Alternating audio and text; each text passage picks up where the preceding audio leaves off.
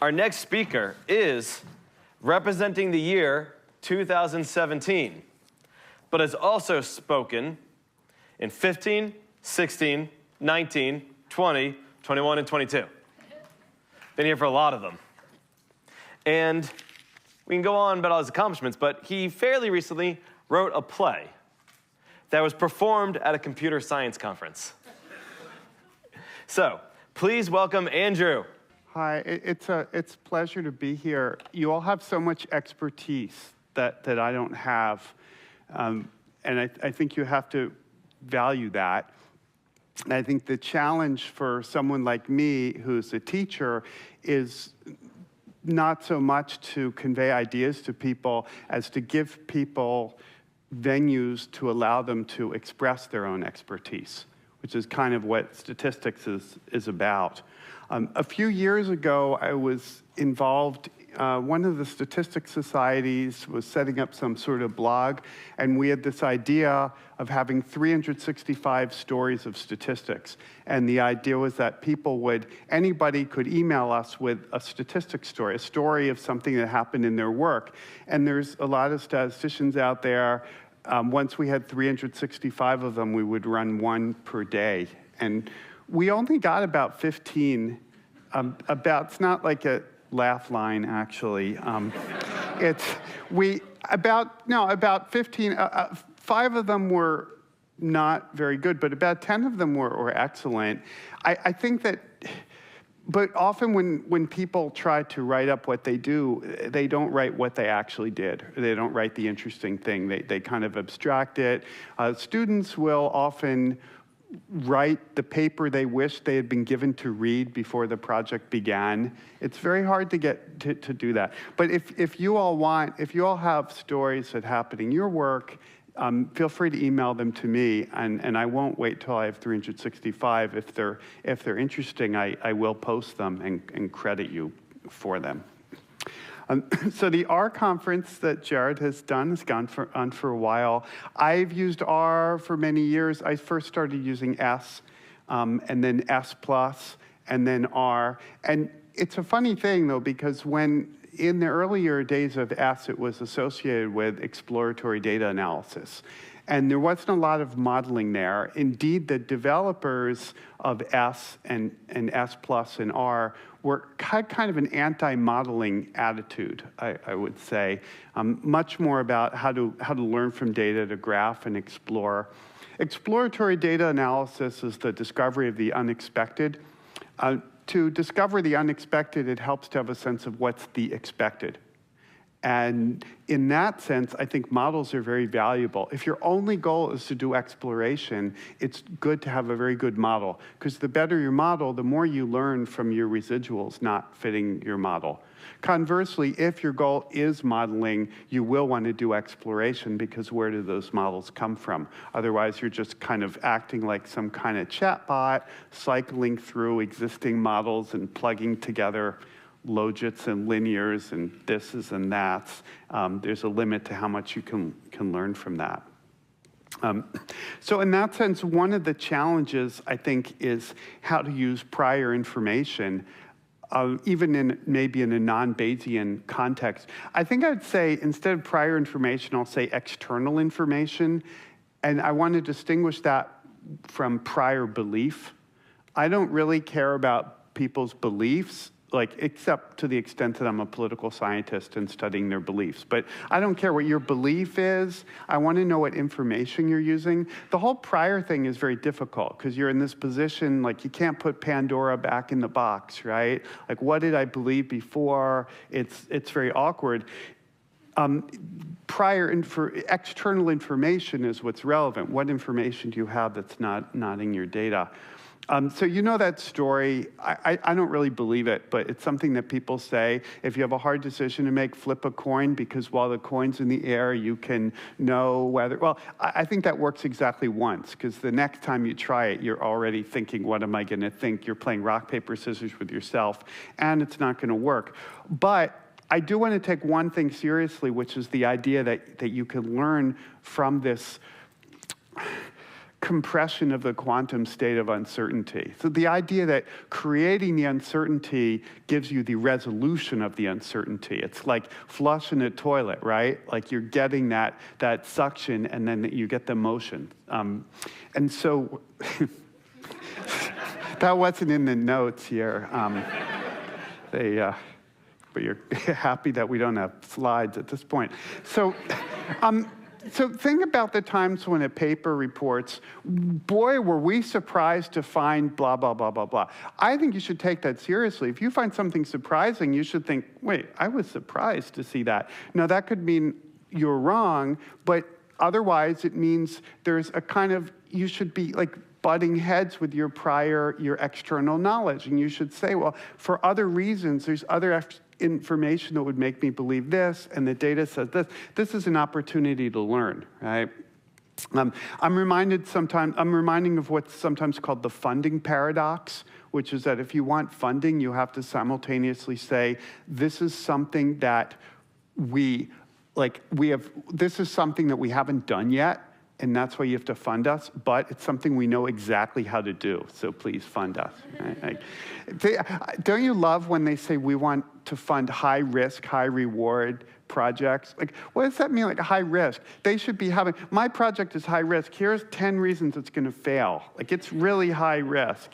High risk is fine, but I don't think people really want that often when they say it. I want to, before getting to my talk, I wanted to advertise our new book that I wrote with Aki. It's called Active Statistics, Stories, Games, Problems, and Hands-on Demonstrations for Applied Regression and Causal Inference. It's just really fun to read. It's got 52 stories, 52 class participation activities, computer demos, all in R, all that stuff. Super important, teaching is part of every statistician's job, even if you're not officially a teacher. I think those of you who are working in the non-academic world will realize that, because you spend a lot of time explaining statistics to people, even not the statistics you're doing, but oh yeah, this is what probability means. No, it's not true that if this has a 50% probability and that has a 50% probability that they're necessarily independent of each other. And this is what's meant by statistical significance. You have to explain stuff all the time. I don't think that's true of all professions. Like, if you're a nurse, you're not necessarily spending a lot of time explaining like the theory of nursing to people, to your colleagues. Or if you're a chemist, you're probably not spending a lot of time explaining chemical reactions. But as a statistician, it's kind of what we do. And I don't have a great answer to why that is, but I think there's no doubt you can recognize this in your own lives. Well, the bad part about this is even if you don't understand a particular topic well, I mean, not that you couldn't understand it, but you just never got around to figuring it out, or maybe you didn't realize there was anything to figure out. You thought you already knew it. You still find yourself explaining it to people, and you can end up explaining it wrong. And then getting confirmed in your error because you're explaining it to people who are hanging on your every word and don't know that you're wrong. We might call this the local expert fallacy. And we've seen a lot of examples of this. Famous example from sports is the hot hand fallacy, which is the fallacy that the hot hand is a fallacy. Also, one thing that half-educated people love to tell you is like sometimes something comes up, you'll have like a regression here. Maybe we have some predictor and some outcome with 50 states, and here's the line, and what's the standard error? And then there's always some wise ass who says, oh no, use no standard error because you have data from all 50 states. So it's not a sample from a larger population of states, so the standard error is 0. But no, not really, because you're using this model just about always to make statements about the future or about other cases. So your 50 states are not a random sample of a larger population of 65 states, but your 50 states you see now are a sample, meaning literally a subset of the population of state years that you might be interested in. Not a random sample, maybe not a representative sample, but you are interested in those future predictors, predictions. So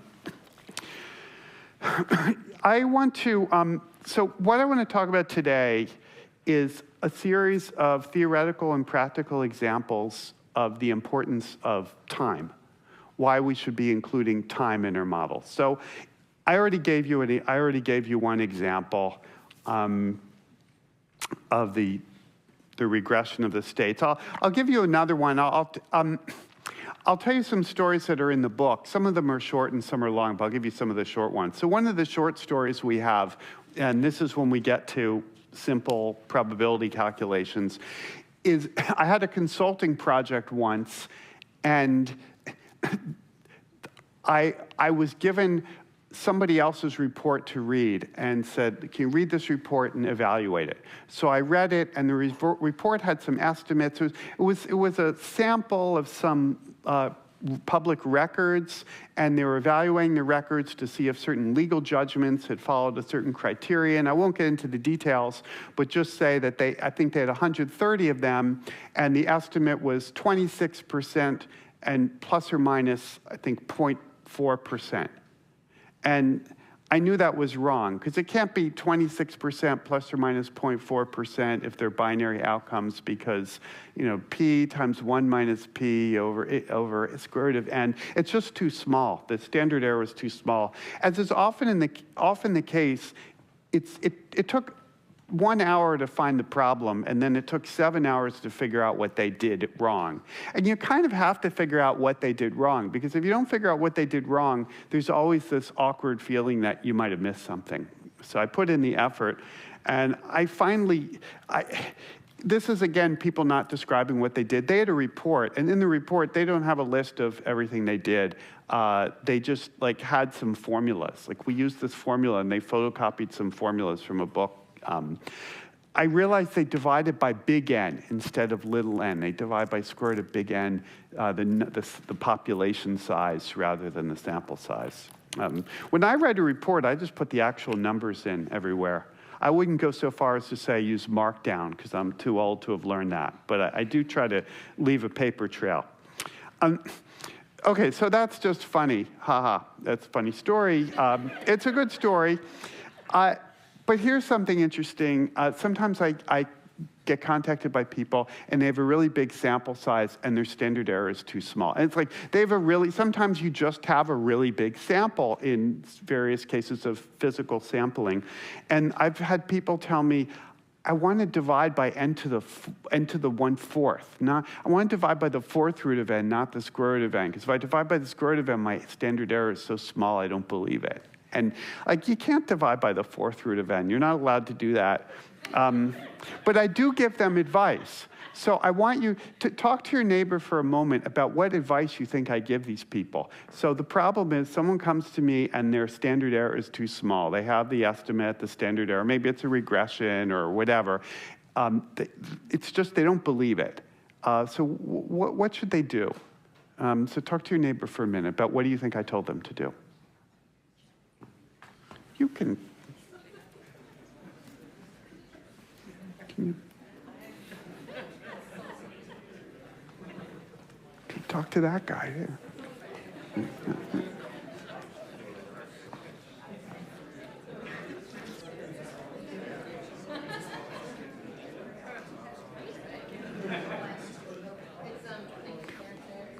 You should talk to the guy behind you. What would you do?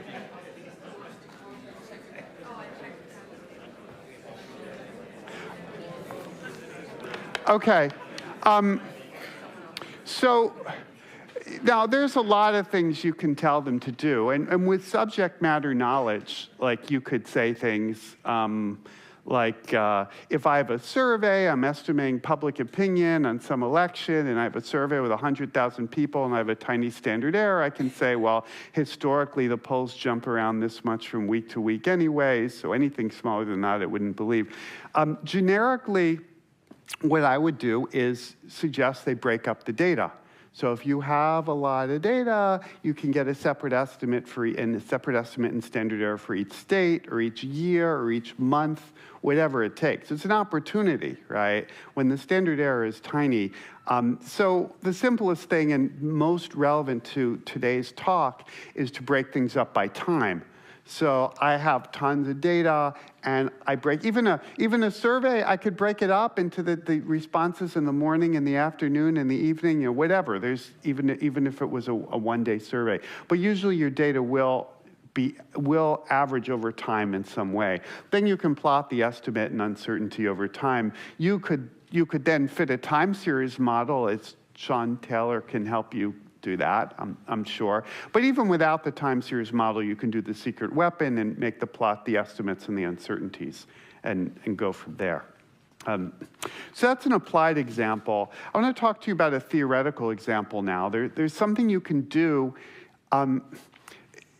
This is could be useful to you in your career at some point, that you'd like to get a statistically significant result, either because you want to publish something in a journal and get tenure, or maybe because you're doing some A/B test and you want to estimate if something is really positive or negative and see what its lift is, right? So whatever it is, you might want to do this. And we have a way to do that. You gather some data. Let's just suppose it's a simple A/B test with treatment and control.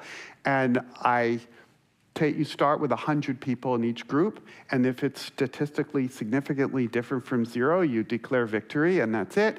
If it's not, you just keep going and keep getting data until eventually it is, and then you stop.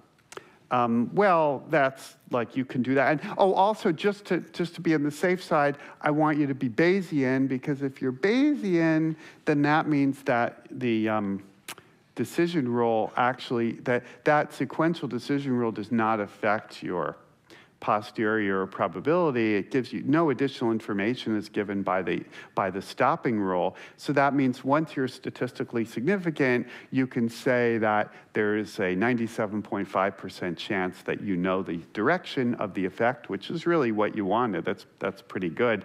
Now you might say, what about the prior? But if you go long enough, the prior won't even matter very much. So you could just start with a little more data, and that's fine. So that's a real win. It kind of upsets people, though. It seems like cheating. And, well, it's not cheating. Actually, if you want to cheat, I have an easier way to cheat.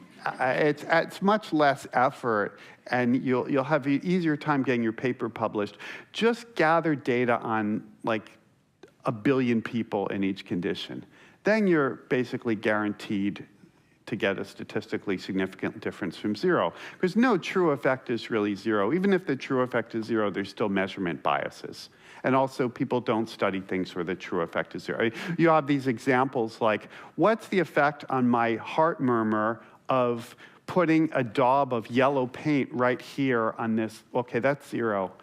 But that's not what people test, right? So anything that you could possibly test either would have an effect directly of some sort on some of the people, or it could have an effect, or there could be measurement correlations between the treatment and measurement biases. So you would find that. So anyway, it's actually no problem. The whole cheating thing is a kind of bogus argument, because if it's cheating, so then the next question is, if that's not cheating, why isn't it cheating that you can just gather enough data and get statistical significance? And the answer is, sure, if you gather enough data, you really can distinguish things very precisely. That's not really shouldn't be considered a problem at all. Statistical significance has nothing to do with it.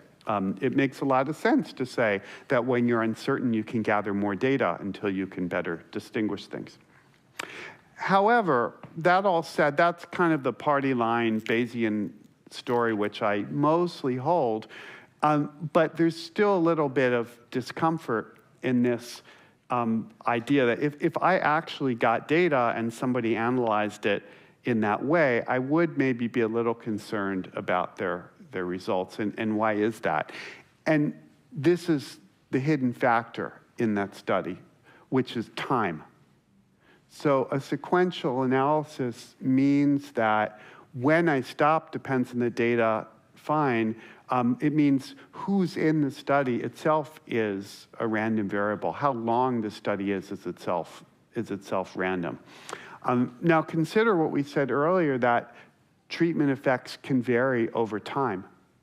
So what are you actually estimating? So what you're estimating is some average effect over the time period being studied.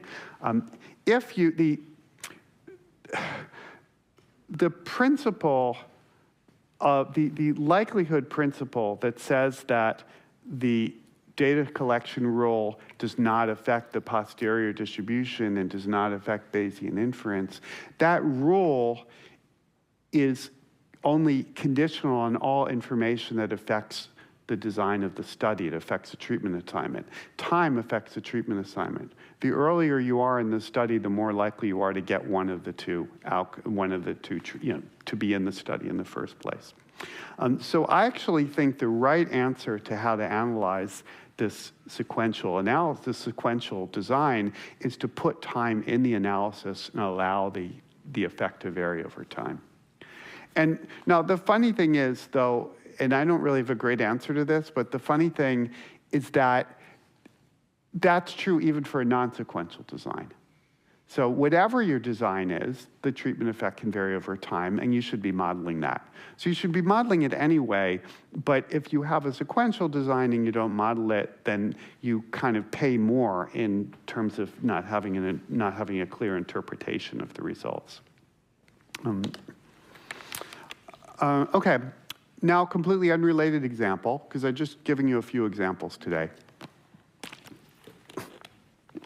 Okay, spatial and network models. So if you want to fit a model in spatial statistics or network analysis, it's helpful to have a program like STAN that can fit a Monte Carlo, use a Markov chain Monte Carlo algorithm to get inference. But it's kind of more than that. If you want to actually simulate fake data, do a simulation experiment of a network model or a time series model, you actually typically need to run an iterative Markov chain Monte Carlo algorithm just to simulate the data. So time series, that's not the case, because time series are sequential. So you'll see, time hasn't come in yet, but you'll see where it's going to come in. For time series, you can simulate sequentially, no problem. Spatial models, though, you can't simulate sequentially. Sometimes you can integrate things out if they're Gaussian, but conceptually you can't. And network models, you certainly can't. So we sometimes call these quasi-generative models. That is, they're generative models in the mathematical sense that I can write the probability distribution of the data, of the data given the parameters, but they're not generative in the sense that I can actually generate them directly. I have to do this bizarre procedure to do that. Now that seems wrong. It's bothersome. Like, what does that mean? So let's think about network model in particular. So an example of the way network models are sometimes set up is you have something called a potential function. Basically, you'd start with a simple model that, suppose there are 100 people in this room, and we start with a simple model saying that any pair of us has a 0.1 chance of knowing each other. That's completely random. We can simulate that. Now, suppose we want to add some rules saying, if I know you and I know you, it's likely you two know each other, completing the triangle, like various properties like that. I can put that into what's called the potential function or the penalty function or the model, but I can't directly simulate that. But if you think about it, this rule, what does this triangle rule mean? If I know you and I know you, you all know each other, are likely to know each other. Why is that? Well, there's a time sequence. I knew you first, and you knew her, and then she introduced you to me, right? Whatever. No, there's multiple time things. There's also possible latent variable models that actually I know you and I know you because we all play squash and it's likely you know each other. But again, latent variable models are another one that not always so easy to simulate. So here's the interesting thing. When we simulate, let me say, this is a real applied problem, right? Like, I don't know, some of you might work in fields where you do networks, and you might have ideas, and you might have tried out on a simulated world. Make it, we always say, build a sandbox, right? And then we can try out some methods. Let's simulate some fake data. How hard could it be? It's hard. Well, okay, so the idea is the real data came from a time series process culminating in the current network. And how are we going to simulate that? We're going to create, what is Markov chain Monte Carlo? It's a time series process on the computer that will converge to a random draw from the network that we want.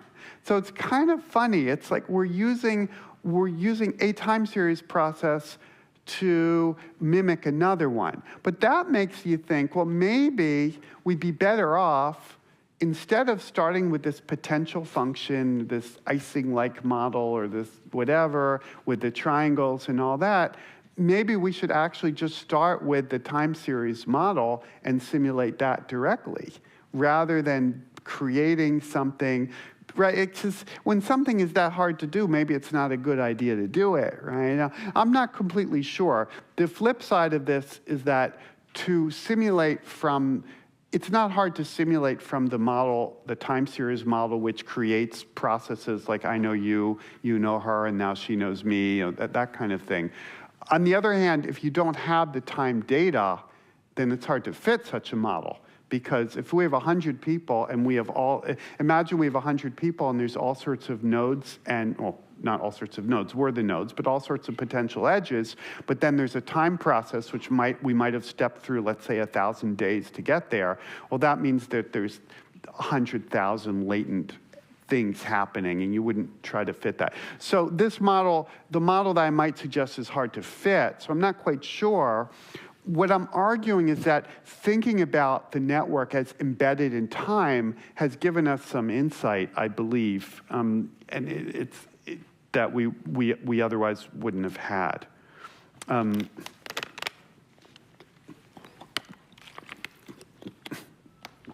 Okay, another example, chess ratings.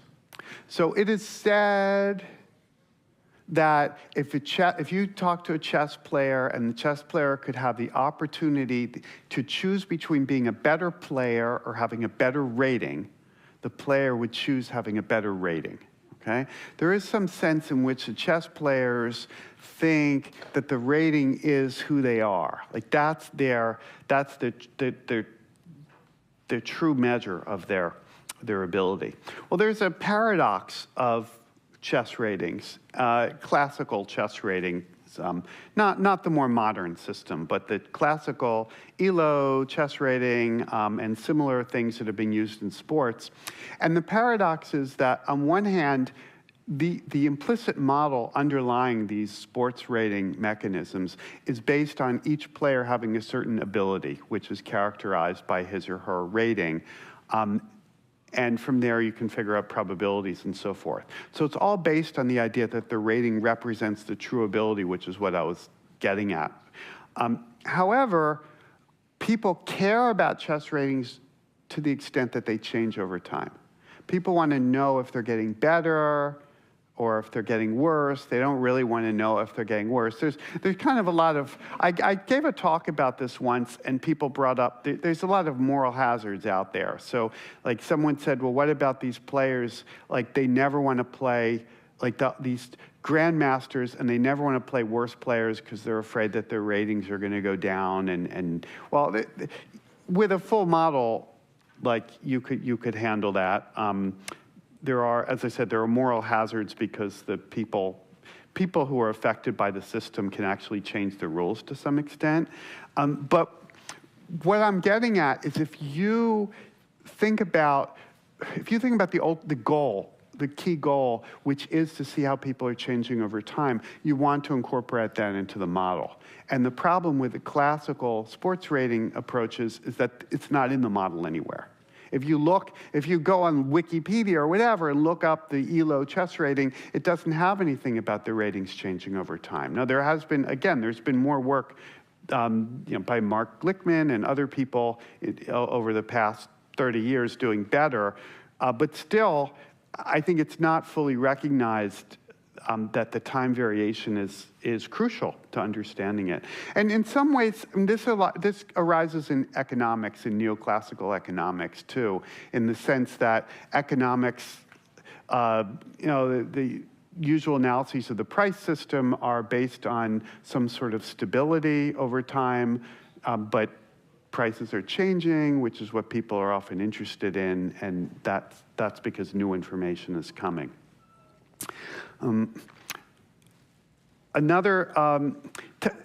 Time variation can also come in, how do I say this? Changes in the population can manifest themselves as time variation.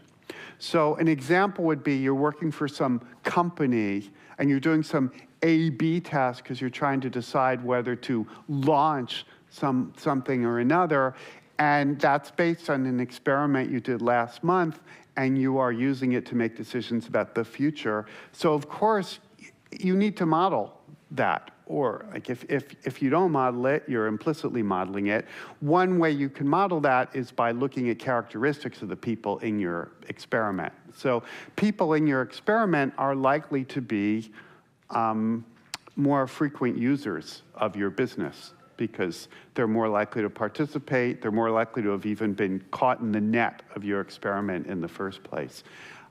So even if there are no time changes in the effect, you'd want to model how your effect varies based on characteristics of the people in the study. So that, again, similarly to even in a non-sequential design, maybe I should say all designs are sequential in that they're embedded in time, right? So even in the non-sequential design, you would want to model your outcome conditional on these time-varying aspects. Another example would be the decline effect in science. So when people have a result and they publish a study, or it could be internally that they find something, then when it's later launched and people try to study its effects, typically the effects go down. Now, why is that? There are a lot of reasons for effects to go down. So the one reason is the statistical significance filter. So you publish things or you make decisions, you make green light things that are more than 2 standard errors away from 0. So here's 0 and here's 2 standard errors away from 0. So I only make decisions that are this big or bigger. So clearly, I only declare that things are this big or bigger. So that induces a bias. Because I'm never going to say, if I have an estimate and this is 2 standard errors, I'm never going to say it's this big, or this big, or this big, or this big. I'll only say it's this. So that's an obvious bias. But then there's other biases, such as when you study something is often when you think it's really going to work. And so it makes sense that effects will go down over time.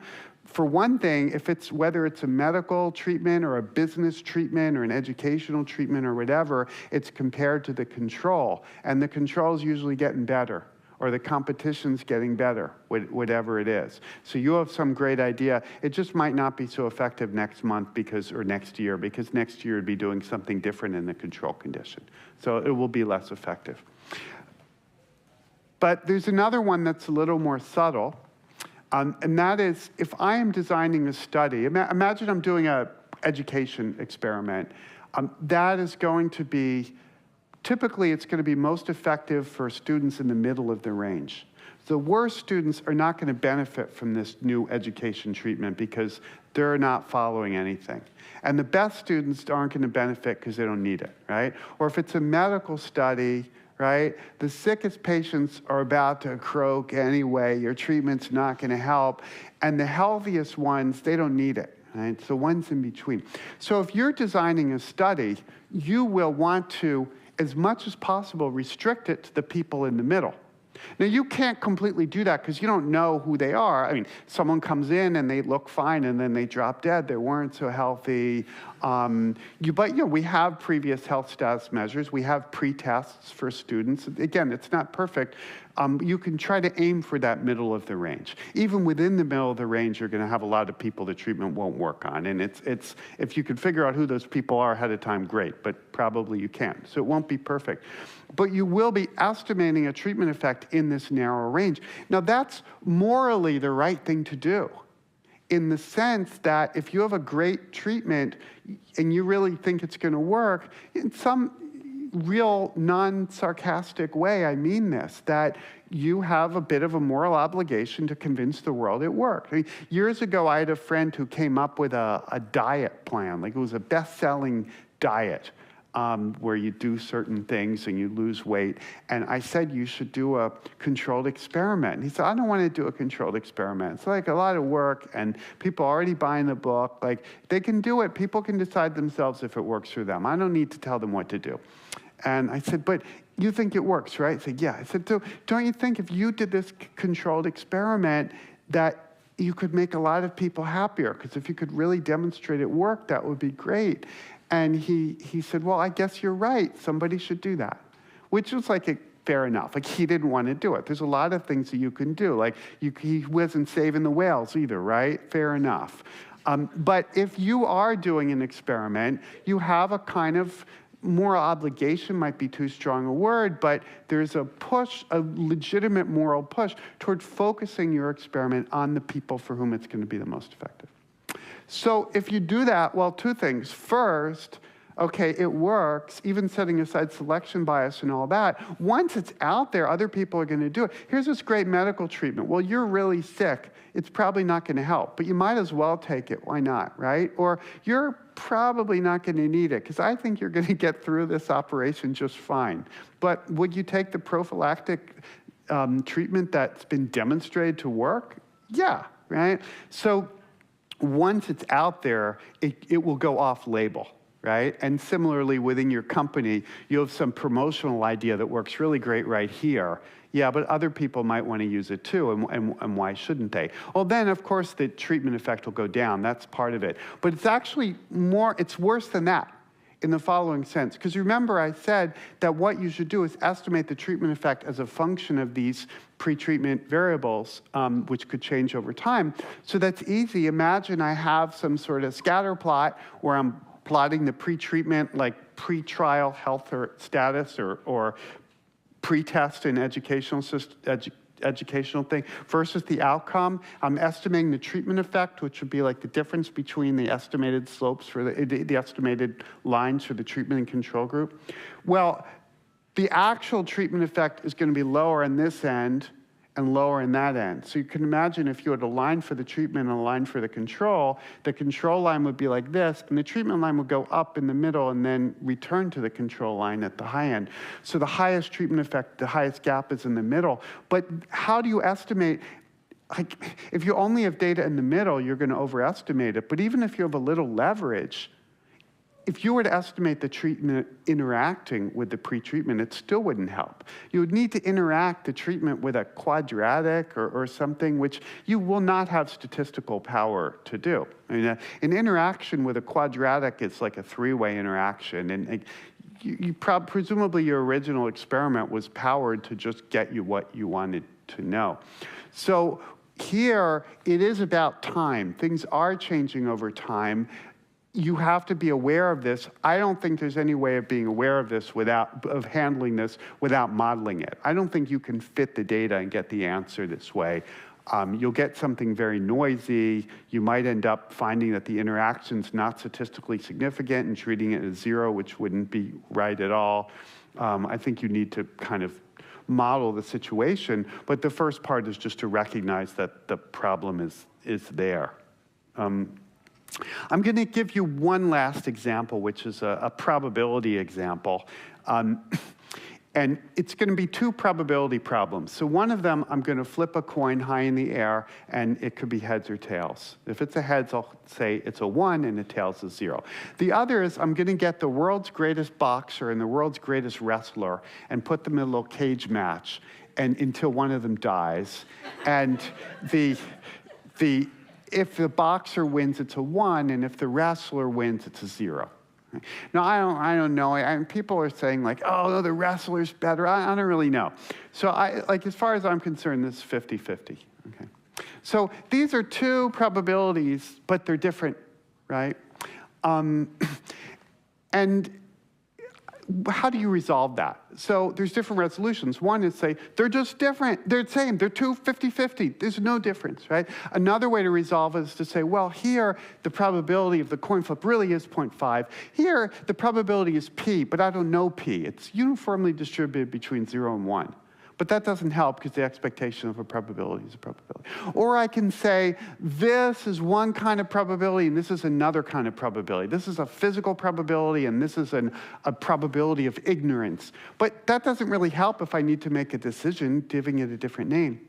But I do have an answer to this. I do have a way using the idea of time to distinguish them. And the idea is that you can embed the problem in a larger network of probability statements. So in this case, for example, I could have a bunch of trial bouts and gather partial information, and as I gathered information, I could learn more about this probability. In this case, there's really nothing I could do before flipping the coin that would help me. So those two problems are now different, and the way they became different was that I embedded them in time. That's all. Thanks.